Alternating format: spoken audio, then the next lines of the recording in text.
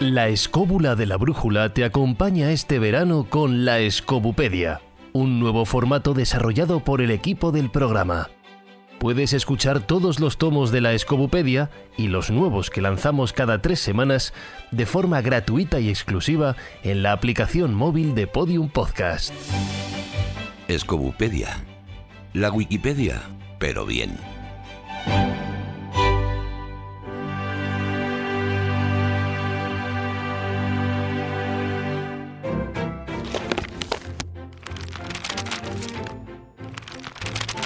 En el tomo de hoy, se denomina momia al cadáver de un ser humano o de otro animal que mediante embalsamamiento o por circunstancias naturales se ha mantenido en aceptable estado de conservación del cuerpo mucho tiempo después de la muerte.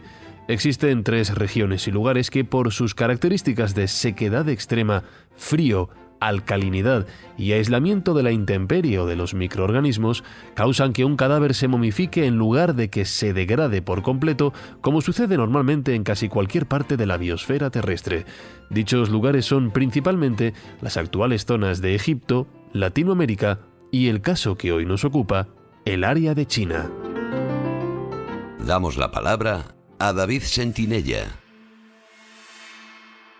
El fenómeno de la momificación, bien sea natural o intencionada, la podemos encontrar en casi todo el planeta. En el caso que hoy nos ocupa, en el caso de China, por su gran extensión geográfica y por su variedad climática, el fenómeno se reparte en varias zonas, ¿no? Y hay alguna de ellas que sí que tienen una especial importancia arqueológica, como por ejemplo las halladas, las tumbas colgantes colocadas en los acantilados del río Yangtze, ahí en la región de Tres Gargantas, en el centro del país, ¿no?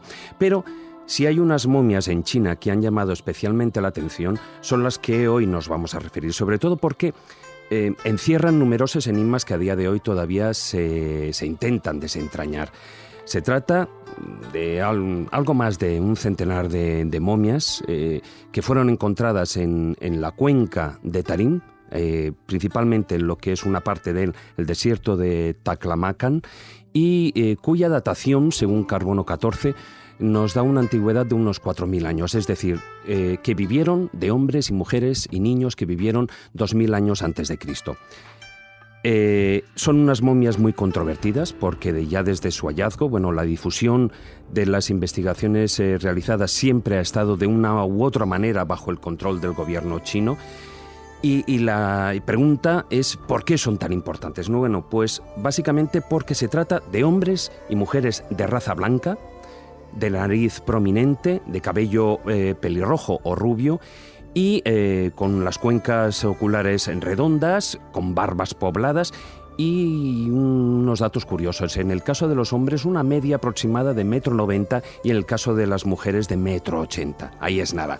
Los documentos históricos vienen a narrar que la civilización china, pues prácticamente surgió sin influencias de ningún tipo y que el hombre blanco llegó a la zona aproximadamente unos 200 años antes de Cristo, es decir, con lo que es el establecimiento del comercio, lo que es la ruta de la seda, ¿no? Pero entonces, ¿cómo es posible que se hayan hallado estos hombres blancos en una época tan anterior? Bueno, pues los resultados de las investigaciones tardaron en salir a la luz, como antes decía, por una cuestión de tensiones políticas, ya que el hallazgo resultaba bastante incómodo al gobierno chino. Ya, si nos remontamos a principios del siglo XX, ya en el año 1910, el arqueólogo Sir Aurel Stein, él mismo fue el que descubrió la cueva de los 10.000 Budas. Pues él también estuvo en la meseta de Tarim y junto a su equipo halló algunas de estas momias. Pero, en principio, el asunto se quedó ahí. Ya en el año 1978, un arqueólogo chino, Binghua, sin saber de ese pretérito hallazgo, pues él estaba buscando restos antiguos por la zona, cerámicas, etc., ¿no? Y allí, de repente, no solo encontró todos estos materiales de indudable valor arqueológico, sino que también descubrió estas momias. Unas momias que estaban vestidas con ropajes de colores vivos, rojos, amarillos, azules, pero lo que más le llamó su atención fue, aparte del buen estado de conservación, fue la apariencia de esos rasgos occidentales que tenían. Algunas de ellas, 3 en concreto, fueron a parar al Museo de la ciudad de Urumqi, Y la cosa nuevamente se quedó ahí, no trascendió, hasta que casi 10 años después, en 1987, el investigador estadounidense Victor Meir, que era profesor de estudios chinos en la Universidad de Pensilvania, pues paseaba por el museo y vio a esas 3 momias expuestas, ¿no? A un hombre, a una mujer y a un niño de unos 2 o 3 años, ¿no? Y entonces se sorprendió porque le llamaron mucha atención esas características. ¿Cómo era posible que unos europeos hubieran llegado en una época tan temprana a esas tierras tan lejanas, ¿no? Y por qué las autoridades chinas no decían nada al respecto. Entonces, a pesar del gran interés que Victor Meir tenía por realizar toda la investigación, no la pudo hacer de manera inmediata debido, en aquellos momentos, en aquellos años, a la complicada situación sociopolítica que atravesaba China en aquellos momentos, ¿no? Pero unos 4 años después, a nivel internacional se despertó la atención por un famoso descubrimiento. Otzi, el hombre desecado en los Alpes, que de una datación de unos 5.300 años, lo que a Victor Meir le proporcionó la excusa para intentar, y de hecho lo consiguió, porque en China ya había cambiado un poquitín la situación, junto al arqueólogo chino empezaron a hacer todas esas investigaciones conjuntas. Y como era de esperar, las investigaciones de lo que es el ADN mitocondrial, que como ya sabéis es el que se transmite exclusivamente por vía materna, pues apuntaron que estos cuerpos, estos seres humanos, pertenecían a unas migraciones de pueblos indoeuropeos que partieron de la zona del Cáucaso, de la zona prácticamente central europea, y que se establecieron en esa migración, en esa zona de la cuenca del Tarim. Por lo tanto, se trataban de hombres blancos relacionados, y esto es muy importante, con los Cro-Magnon de la Europa paleolítica. Pero además, en los enterramientos no solo se encontró las momias estaban vestidas, sino que también hallaron, como si se fueran a marchar de viaje, lo que eran las prendas, otras prendas dobladas, mantas, sombreros, abrigos, etc. Y ahí una doctora, la investigadora Elizabeth Weiler-Bamber, que es una arqueóloga especializada en tejidos, comprobó que la trama de los tejidos, que ella dedujo que eran sartas de cuadros, era típica de la zona centro-oriental de Europa. Y paralelamente a todo esto, junto a la ropa, también se hallaron utensilios de trabajo metálicos, es decir, ruedas, cabalgaduras, etc. Bien, todo este embrollo, ¿qué viene a suponer? Pues supone, cuanto menos, un gran apoyo a las teorías que aseguran que existió una intervención cultural centroeuropea en el desarrollo de la civilización china. Es decir, grupos poblacionales europeos se introdujeron en esa zona, y no solo ellos, sino que además introdujeron elementos tan importantes para el desarrollo como es la rueda, la cabalgadura, la metalurgia, los vehículos tirados por caballos, por ejemplo, ¿no? Y echa por tierra ese supuesto desarrollo de la civilización china. Yo creo que, y hay una pieza más para finalizar este puzzle, que es que apuntar que muchos especialistas apoyan la teoría de que un antepasado común a todos los idiomas indoeuropeos surgió aproximadamente unos 6.000 años atrás, en lo que es en la zona en lo que hoy serían los países, Georgia, Azerbaiyán, Armenia, lo que es al sur de la cordillera del Gran Cáucaso, y que de una u otra manera se fue expandiendo en dialectos tanto hacia el oeste, por lo que sería en Grecia y Anatolia, como hacia el este, llegando a la zona de Irán, la India y el Asia central, ¿no? Esta teoría parte de unos hallazgos que se realizaron a principios del siglo XX en esa misma región, en la zona del Tarim, donde se hallaron las momias, y que fueron los primeros descubrimientos arqueológicos arios en lo que es el curso de la antiquísima Ruta de la Seda. Y ese descubrimiento se trataba de unos textos escritos en una lengua de origen indoeuropeo, que hoy en día, por supuesto, está extinta, y que se conoce como tocario. Y como decía, ya para dentro de todas estas piezas de este gran puzzle, ahora ya está abierta la baraja y es momento de ir desgranando algunos palos. La introducción es magnífica para contar lo que las momias nos enseñan. Es un ejemplo de momia natural, es momificación natural, luego veremos las variantes. Sí. Y en este caso, al igual que el pequeño capitulito que me he querido traer yo sobre las momias españolas, las momias guanches, las momias de Canarias, pues es un caso de todo lo que podemos aprender a través simplemente del conocimiento que nos proporciona un cuerpo momificado.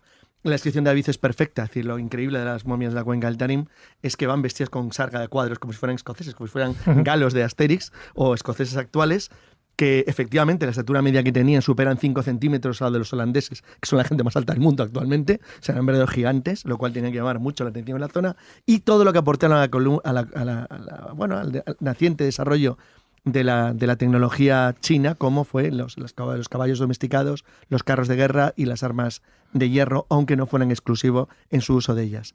Hay un detalle importante sobre de los tocarios, que es una rareza más. Las lenguas indoeuropeas, el protoindoeuropeo, se separan en dos grandes grupos que habitualmente los lingüistas han conocido como Saten y Kentum, en función de cómo dice la palabra 100. Es decir, nosotros somos Centum, como en latín, somos Kentum. Y el grupo nuestro, el grupo italo-céltico, que es del que han derivado las lenguas latinas y por tanto las nuestras, las romances, está curiosamente emparentado con el tocario. Porque el tocario es una lengua Kentum, no es una lengua Satem. A pesar del lugar donde se encontraron, hablan una lengua indoeuropea occidental, más pariente o más próxima al latín y al celta que a cualquier otra. Y referente a los temas del origen de dispersión, parece ser que la lengua más próxima que existe actualmente viva al protoindoeuropeo es el lituano, que forma un grupo muy pequeñito con el letón de las casi extintas lenguas bálticas. Esto es interesante porque demuestra primero la enorme movilidad que tenían los pueblos de la antigüedad en contra de lo que se cree, y segundo, cómo colaboran un montón de ciencias o de aplicaciones en llegar a conclusiones simplemente cogiendo una momia. Intervienen especialistas en telas para ver la ropa, antropólogos para ver cuál es la cultura que existía en ese lugar. Es decir, especialistas en metalurgia para ver las armas o materiales metálicos, especialistas en orfebrería, especialistas en lengua por el idioma que quedó de resto de lo que ahí se hablaba, o especialistas biólogos que analizan el ADN para intentar demostrar de dónde vienen esas poblaciones. Fijaros todo lo que se puede sacar de una momia. Claro, ten en cuenta que cada momia es una cápsula del tiempo. Exacto. O sea, cada vez que aparece una momia, además en el estado que ha aparecido estas, que son impecables, sí, lo que nos está dando es una visión que desconocíamos absolutamente de ese puzzle de la historia donde nos faltan todavía por rellenar muchas piezas. En el caso de estas momias de China, que por eso un poco lo hemos traído a colación en este tomo de la Escobupedia, es porque plantea muchos interrogantes y sobre todo mucha polémica. Claro, además política, que esto Como es bien importante. sabéis, oficialmente se descubren en el 88, pero se habían descubierto mucho antes. El gobierno chino no le interesaba. ¿Por qué? Porque hasta ese momento la versión que ha dado el gobierno chino es que China es una cultura milenaria donde prácticamente todos los inventos, todo el desarrollo científico, tecnológico ha surgido de China. Y había un problema político más moderno adicional, y es que, claro, están en territorio, en la zona del Obnor y la zona de Urumqi, que ahora mismo es una zona de minoría turca de religión islámica. El hecho de encontrar momias de europeos en el enfrentamiento que en aquel entonces existía con Rusia, es decir, que teóricamente los rusos, los europeos blancos, habían llegado a la zona en el siglo XVII. Pero si de repente te encuentras con que los rusos que tienes al otro lado pueden decir, oye, no, que antepasados o gente parecida a nosotros estuvo ahí hace miles de años. No le interesaba, por eso digo, no le interesaba. Son momias opar, son como objetos fuera de su tiempo, porque ¿qué pintan ahí unos europeos caucasianos hace 4.000 años? Sí. Eso al gobierno chino en principio le desestabiliza.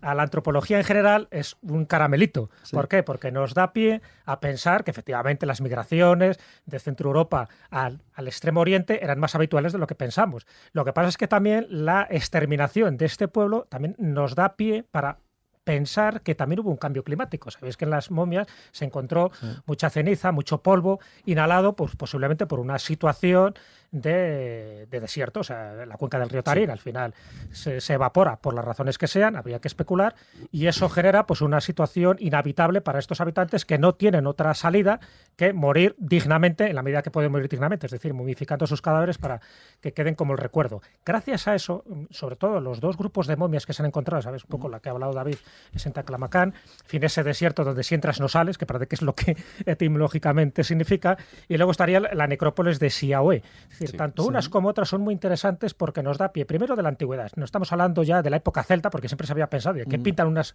momias celtas en la antigua China. No son celtas. No son celtas. Serían tocarias, pero claro, aquí entramos un poco en los dos grupos. Otra cosa es que los tocarios y los celtas eran primos hermanos. Eso es distinto, pero por una parte se pensaba que podían ser uigures, con lo cual eso ya ha quedado descartado, y eso también, para cierta satisfacción de los chinos, porque en fin, ya sabéis el conflicto que tiene con esta minoría étnica, y ahora estaríamos hablando de los tocarios. Pero aún así, la tecnología que ahí se aporta con las momias, porque lo bueno de la momia es el ajuar que también Eso es, todos los elementos que tienen allí. Ya sabéis que se ha encontrado el biberón más antiguo del mundo, con una ubre ahí de cabra, me parece que es para lo del niño, ¿no? Y los gorritos del gorrito de lana. Niño de Cherchen. Y no solo eso, si me permites, también se han encontrado una serie de falos. Claro, pero eso es en la necrópolis de Xiaohe, que es muy interesante, porque se han encontrado falos y también representaciones de vulva, que serían los... Bueno, ahora luego si lo queréis lo comentamos. Pero, claro, ¿qué es lo que indica? Fíjate, cuando tú encuentras en una de esas necrópolis, además creo que es la más extensa, porque se han encontrado hasta 300 cadáveres, a diferencia de Xinjiang, donde se han encontrado 115. Pero fueron las primeras. Las primeras. Creo que ocurre que el sentido de fertilidad, de prosperidad, tenía que estar muy acentuado en aquel momento cuando tú estás viendo que tu especie, tu raza o tu etnia está desapareciendo. Entonces yo creo que la parte de las vulvas, por una parte, lo que representaba, que serían los remos, y los falos, que serían ese tipo de postes, ¿no?, verticales, nos está indicando, dentro de un punto de vista simbólico, que necesitaban tener una fertilidad, tanto las hembras como los animales, en fin, que ellos tenían en sus granjas, porque se estaban extinguiendo. Fijaos qué detalle, el detalle de intentar ser reconocidos incluso en el más allá. Por ejemplo, el niño de Cherchen tiene colocadas 2 piedrecitas en los ojos de color azul. Efectivamente. Para distinguirse de cualquier población. Pero en el fondo nos dais cuenta que es un poco lo de las monedas que tienes que dar al barquero, a Caronte, curioso, para que pase la laguna Estigia. Bueno, dentro de esa mitología... Que es también indoeuropeo. Es indoeuropeo, es lo mismo, al fin y al cabo. De todas maneras, también ya sabéis que hay algunas opiniones en el sentido de que los falos y las vulvas también son símbolos apotropaicos, o sea, no solamente... Sí, pero tienen los dos elementos. Los dos elementos, claro. Igual que el fascinum romano, el fascinum romano, que es un falo tal cual, es decir, lo llevaban las mujeres y lo llevaban también los niños para protegerte contra el mal de ojo, pero también para la fertilidad, es decir, para que, el niño prosperara, que no muriera a la primera de cambio. No, pero por citar las distintas teorías que se han barajado, ¿no? Sí, mira, ahí hay aunando varios de los temas que has apuntado, precisamente lo que es la cuenca del río Tarim, que es un río en el que todavía a día de hoy puede haber algo de agua, es una cuenca endorreica, es decir, es un área donde el agua no tiene una salida fluvial a lo que sería un mar o a un océano. Un mar interior. Sí, lo que pasa es que es de lluvia normalmente. Y es decir, toda la precipitación que permanece allí, llega un momento, ahí tiene 2 sistemas, o una porque se filtra en el suelo, u otra porque se evapora. Cuando llega un momento en el que ambas, sobre todo más la evaporación, que es el problema de un cambio climático, es mayor, ahí hay una mayor concentración de sales en el terreno.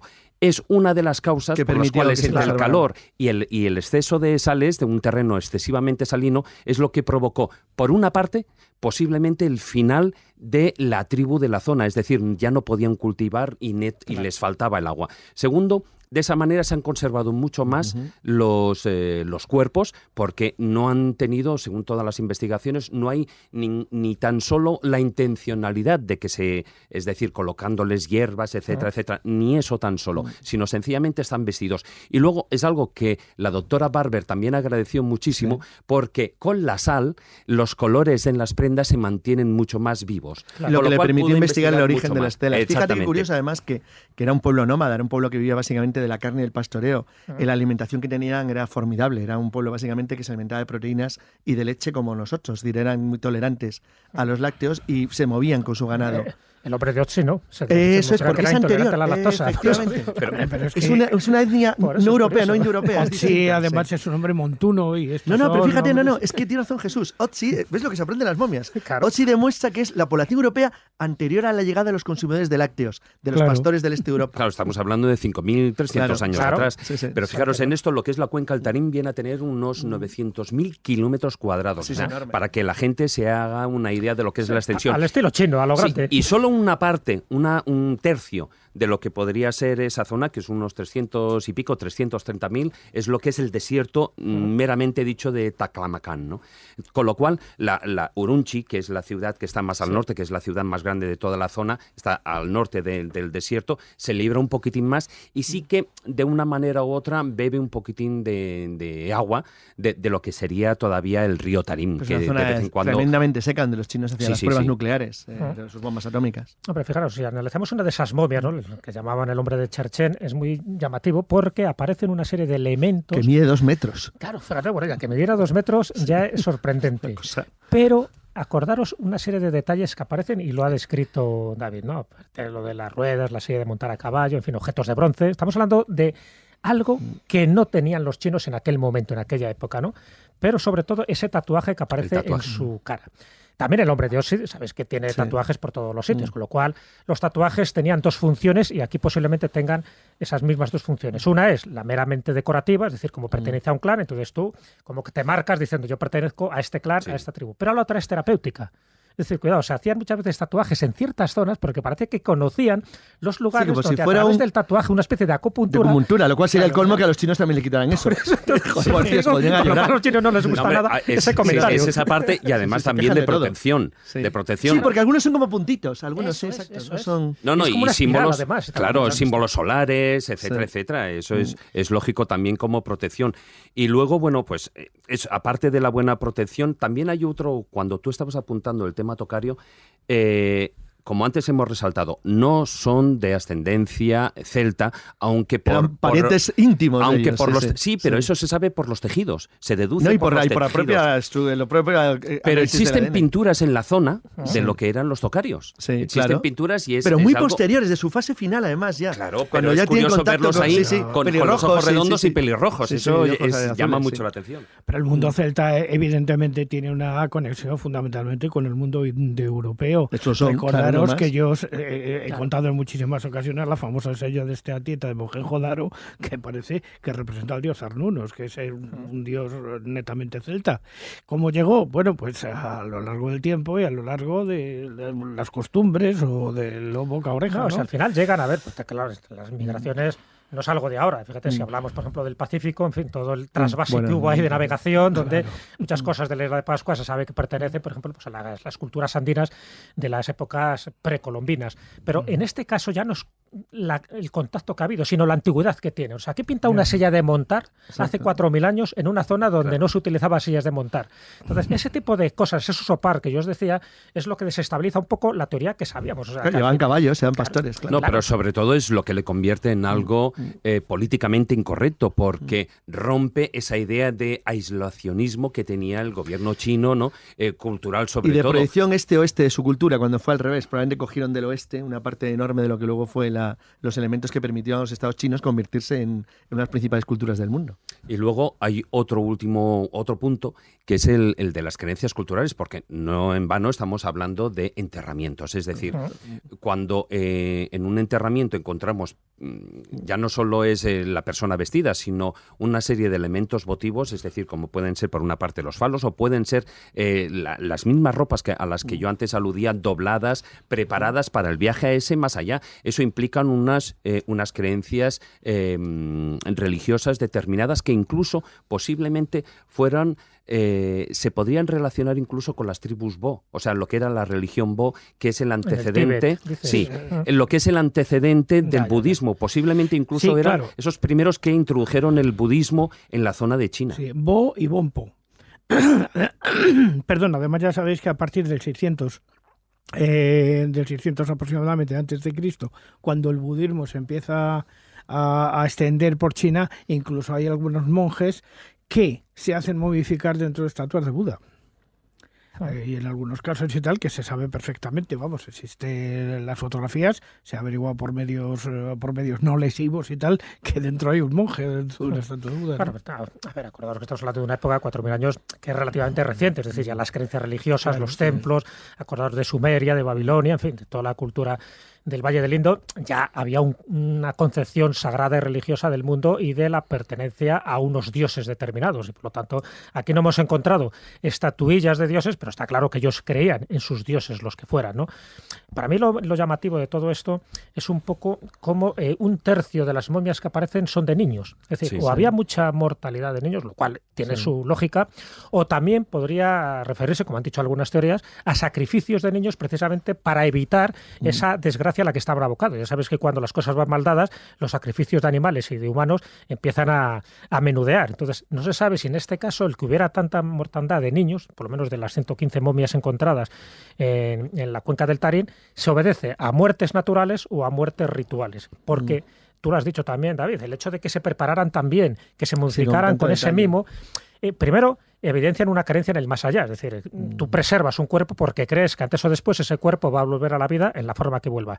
Y segundo, porque no deja de ser un ritual con mimo que tú estás haciendo de los dioses para tenerles propicios y que no ocurra la desgracia que ellos estaban pensando que iba a ocurrir, que era pues la desertificación de toda esa zona. Pero fijaros que el hecho de que tuvieran en el mismo enterramiento todas las prendas dobladas, es decir, la maleta preparada, es que estaban pensando en algo que en aquella época precisamente también se estaba produciendo en otros lugares en cuanto a creencias, como podía ser en el Antiguo Egipto. Es decir, en el viaje, en el más allá, preparando ese viaje. En Egipto había una industria de momificación. Por eso me interesaba el tema guanche como comparación, porque el tema de los aborígenes canarios es interesante porque son momias provocadas, donde está claro, actualmente se sabe que existía una razón de incluso de estructura social. No, y se sabe el tipo de momificación.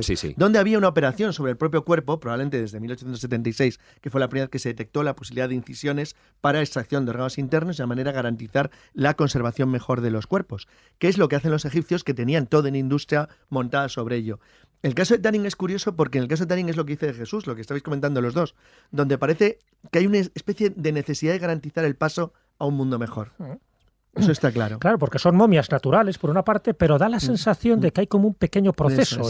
No se viscera, no se quitan los órganos, pero como si fueran conscientes ellos de que esos cuerpos iban a quedar momificados. Hombre, yo me imagino que es de la misma manera como lo que sería en la época protoegipcia, pues el hombre siempre ha intentado imitar a la naturaleza. Entonces, en las zonas desérticas o donde se dan las condiciones climáticas para que los cuerpos se momifiquen de una manera natural, el hombre lo que hace es copiar el proceso de la naturaleza. Entonces, ¿qué ven? Si dejaban un cuerpo o un cuerpo de un animal quedaba allí en el desierto y al cabo de 3 días no se había podrido, sino que estaba reseco, ese mismo proceso es el que el hombre intenta lo utiliza luego cuando se ha buscado es profeso, digamos, la momificación en base a utilizar elementos que provocaban ese proceso de momificación. Me estoy refiriendo, por ejemplo,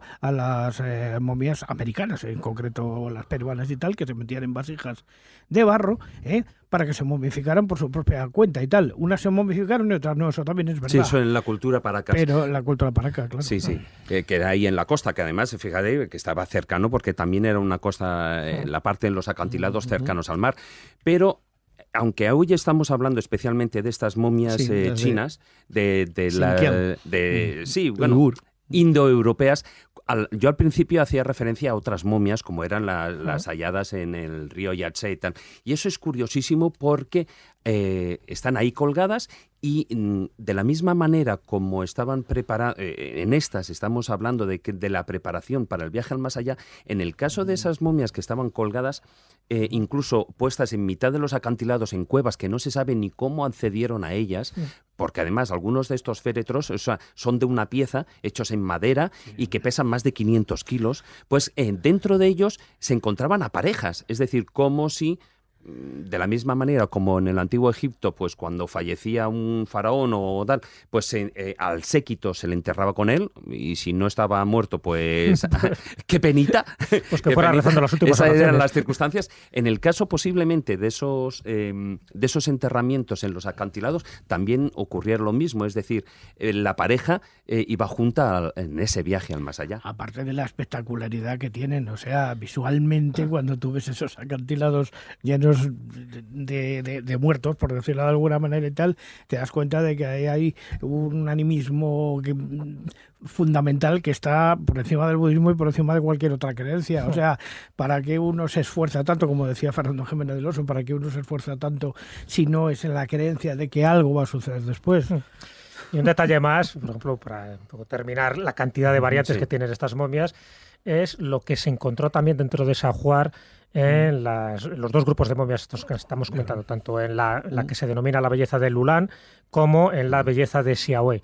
Se encontraron piezas que indican que conocían remedios terapéuticos para curarse esas enfermedades que sin duda les estaban diezmando. En el caso de la belleza de Siaoé, que estamos hablando de esos de 1800 años antes de Cristo, se encontraron ramos de efedra. La efedra es una planta terapéutica, quiere decir que por infusión o por la ingestión directa pensaban que eso les iba a cuidar o por lo menos a mantener con vida unos cuantos años más.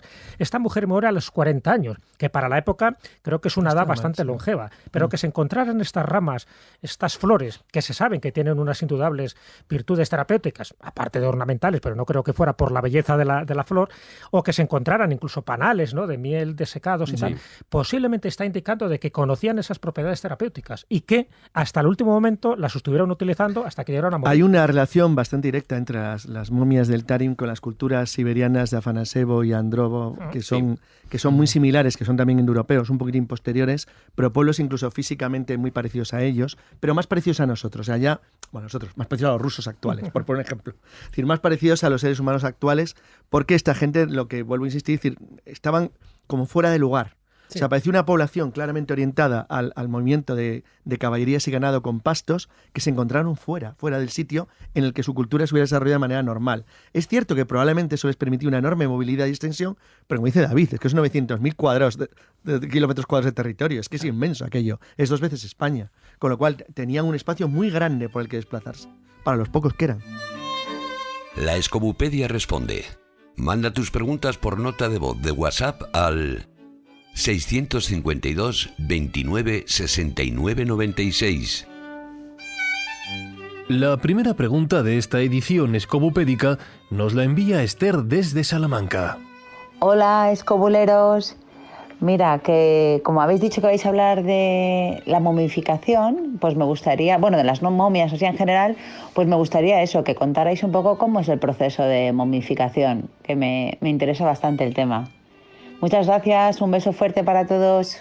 Bien, como al principio he comentado, aparte del proceso natural de momificación, que se realiza por las condiciones medioambientales que haya, es decir, se puede producir o bien por temperaturas altas y poca humedad, que es lo que produce es una resecación, o precisamente también hay otros sistemas en los que se produce una momificación natural, que es a través precisamente de mucha humedad, y ahí se produce otro proceso muy diferente, aunque muy parecido a lo que es la momificación, es que el cuerpo queda todo completamente envuelto en un material que es la adipocira y que mantiene el cuerpo como si fuera pues todo pegajoso. Pero básicamente luego están, aparte de los procesos naturales de momificación, yo antes hacía alusión a los naturales intencionales, es decir, no se practica ninguna evisceración, no se practica ningún corte en el cuerpo, no se sacan vísceras, no se hace nada de eso, pero sí lo que se coloca alrededor del cuerpo una serie de elementos que hacen que se pueda desecar. Es decir, evidentemente para que un cuerpo se momifique lo que hay que hacer es desecarse para quitar todo el líquido y que no se produzca la putrefacción. En este caso, pues introducían o ponían, como por ejemplo antes mencionaba Maese, pues una serie de elementos. En Perú, por ejemplo, los ponían en una serie de fardos envueltos en algodón, que ya de por sí resecaba la piel, o sales minerales, arena, etcétera, que es elementos que resecan, y luego a la par también se ponían pues hierbas aromáticas, etcétera. Pero no se hacía nada más en el cuerpo. Y luego están todos los procesos de momificación intencionada, desde Egipto por ejemplo, a los que se podían producir en Perú, en Chile, o incluso en España con las momias guanches. Es decir, sí puede existir una evisceración, es decir, quitar lo que son las vísceras del cuerpo, se seca el cuerpo, se lava, etcétera, etcétera. Hay todo un proceso que en el caso más conocido, que es en el del antiguo Egipto, pues para el caso de los reyes duraba ese proceso 70 días. En el que, pues aparte, por supuesto, de todo lo que es la momificación material, venía unido, por supuesto, porque se momificaba, porque existían unas creencias religiosas detrás, con lo cual, detrás de cada elemento, de cada cosa que se iba haciendo sobre el cuerpo físico, se iba acompañado de una parte mágica. La siguiente pregunta nos la envía Luz desde Madrid. Hola, escobuleros, ¿qué tal estáis? Soy una gran aficionada a los temas de culturas de pasados imperios, y me gustaría saber si en España tenemos algún centro, algún museo donde pueda ver y admirar momias y objetos funerarios. A seguir siendo tan amenos. Momias se pueden ver en muchísimos lugares, desde luego en ciertos museos. Si vais a las Canarias, las momias guanches, pues es una de los atractivos importantes al que le guste la arqueología, y en muchísimas iglesias, catedrales, ermitas, en fin, yo tengo toda una lista de la España incorrupta, nada que ver con la política, donde tengo detalladas todas las momias que he encontrado, que he fotografiado y que tengo listadas, muchísimas. Pero si alguien quiere ver momias de una forma impecable, cómo están además exhibidas, el único museo que existe actualmente en España está en Quinto de Ebro, que es una localidad de Zaragoza, donde se pueden ver 15 momias perfectamente conservadas con su vestuario. Pertenecen al siglo XIX y al siglo XX. Muchas de ellas tienen que ver con... del siglo XVIII y del siglo XIX, del siglo XX no hay ninguna. Del siglo XVIII y el siglo XIX están todas en la antigua iglesia de la Asunción, que ahora mismo se llama El Piquete, y se pueden ver, ya digo, de una manera exclusiva y permanente con una pequeña entrada, y donde se ve también claramente cómo se vestían y el tipo de peinado que tenían y cómo se las adornaba en el momento de ser preparadas, porque, ojo, estamos hablando de momias naturales, momias también que fueron desecadas por el terreno. Es el único museo, pero desde luego momias podemos encontrar en cualquier parte de Sudamérica, en Europa, con más o menos aditamentos, pero en España, ya digo, el Museo de Quinto lo recomiendo. Bueno, en el MAN también hay algunas, lógicamente traídas de fuera. En la Naturaleza y Arqueología de Tenerife, por ejemplo, para los guanches. Ahí. Lo que pasa es que en España hay diseminadas, como decían, las principales y además sumamente interesantes son las momias guanches. Por supuesto que están ahí en Canarias, principalmente en Tenerife, pero sí que... Fíjate, hagamos un pequeño recorrido, por ejemplo, tú has mencionado en Europa. En Europa hay, por supuesto, hay museos, pero si alguien quiere ver como en Quinto, pero multiplicado por 100, y con todo el morbo que le puede dar, es capaz de dar el ser humano, que se vaya, por ejemplo, a las catacumbas de los capuchinos en Palermo. Claro, ahí hay como unos 9.000 cuerpos, digo cuerpos porque muchos de ellos están medio deshechos, pero de esos 9.000 se estima que alrededor de unos 800 guardan todavía restos momificados, algunos enteros y otros, bueno, pues en menor grado, pero sí que es como quien dice un museo del horror, igual que si nos vamos al otro lado del charco y nos vamos en México, está otro famoso museo que ese sí que casi es, hasta tiene tintes cinematográficos, que es el de Guanajuato.